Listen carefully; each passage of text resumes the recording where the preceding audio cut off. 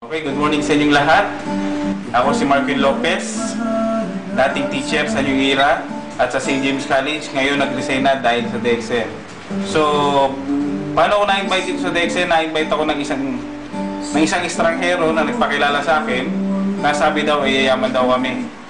Na nung sinabi niya ang yayaman, hinarap ko yung opportunity. Nung pumunta na kami sa opisina na sabi yayaman kami, grabe guys, ang sumambulat sa akin, kape. Yung pala, ang pinasukan ko yung DXN company. So ang DXN guys, nung una, sobrang negative ko dyan.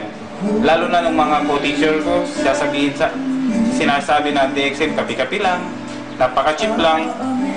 Guys, hindi nag-walk out ako sa unang seminar ng DXN. Hanggang dumating, sa sobrang kulit nung nag-invite sa akin, binalikan ako. Ang sabi sa akin ng taong yun, Mark, ganyan ba talaga pag may pinag-aralan? Wala pag naririnig na kahit isa. Ang dami na sinasabi. At nagsabi niya sa akin na, Mark, ang yabang mo. Sabi ko sa kanya, o sige, pakinggan ko siya. At nung napakinggan ko siya guys, grabe, 3 gabi ako hindi nakatulog. Kitang-kita ko na ang pangarap ko, na magkakotse ako, na kapag-travel ako. Alam niyo guys, nagpa-member ako sa DXN. Inutang ko lang yung pinamember ko, yung 875 pesos. Ang sabi ko sa kanila, babayaran ko next month. Kasi guys, kaya ako inutang yun. Kasi ayaw ko dumating yung point na maunahan pa ako ng mga ibang nagdi-DXN sa mga kakilala ko. Kaya naman nagpa-member agad ako. Hanggang naging first check ko nga dito sa DXN guys, no? Pumalo ng napakalaki guys, no? So ito nga pala yung aking ano.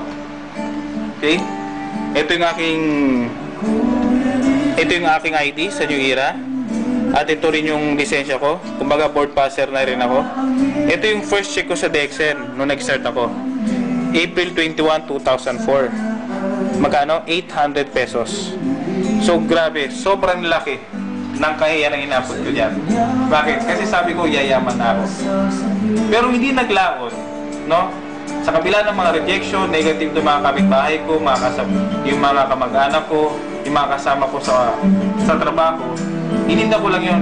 Ang sabi ko sa sarili ko, pagtyaga akong DXN, mahirapan man ako, mapagod man ako, pero after 2 years, milyonaryo naman ako.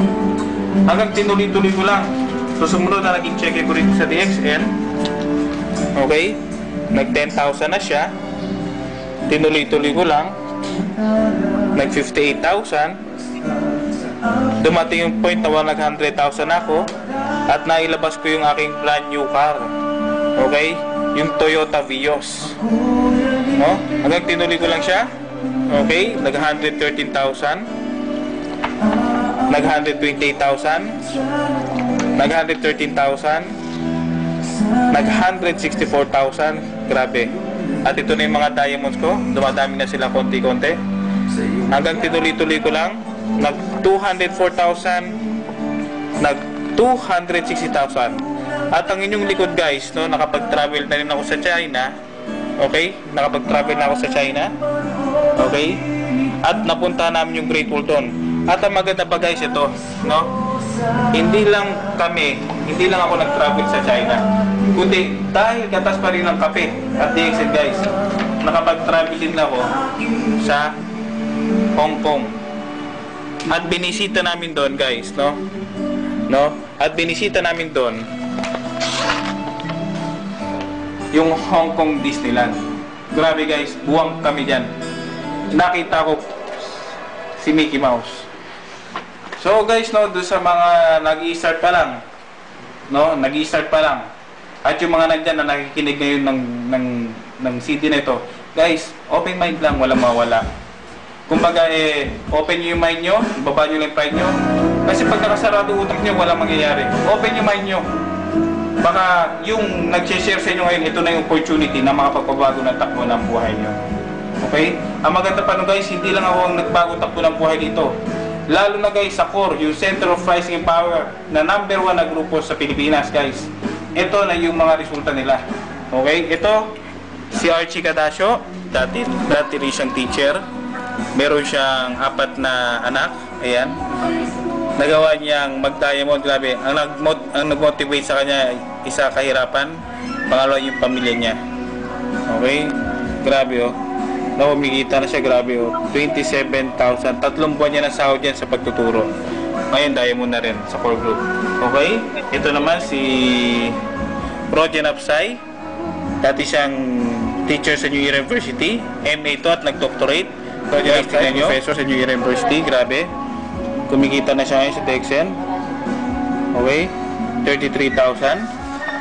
Okay, ito naman si Hazel Malyari. Grabe guys, oh. 5 ang anak nito. Ito si Hazel Malyari, pero nagawa niya mag-diamond. Ayan, si Hazel. Ayan yung kanyang asawa. Okay, ito yung chine-check nila ngayon sa DXN. 23,000. Okay na ba yan? Dating service crew sa Wendy's. Pero now is earning 47,000 and up. No? Grabe. Okay. Nakabili na rin siya ng kotse. Ito si Upline Roy Gamboa. Okay, dati siyang cum laude sa New Era University. Ito yung kanyang ID. Education by profession. Ngayon guys, now he's earning 63,000 and above. Grabe. So, babata niya mga yan. Ito si Upline Richel Abad. Dati naman siyang teacher. Ngayon meron siyang Altis na silver. Okay, ito pa nung Star Ruby check niya. Okay. Ito si Eric Cel Cariaga. Yan. Dropout student. Now, kumikita na siya 31,000. Okay. Ito si Upline Nile Patrick. Grabe, with this brand new car, yung Black Altis. Grabe to, napaka bata. Now is earning 31,000 pesos and up. Ito naman si Sheldon Palomar. Dahil sa mga nakipag namin dyan guys, no?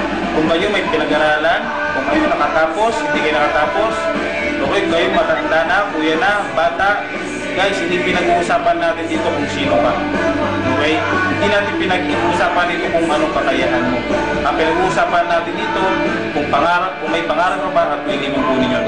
Guys, ito na yung pinakamalit na puhunan na nakita ko na pwede kang maging milyonaryo tulad namin. So, good luck sa inyo and hope to see you soon. Happy networking.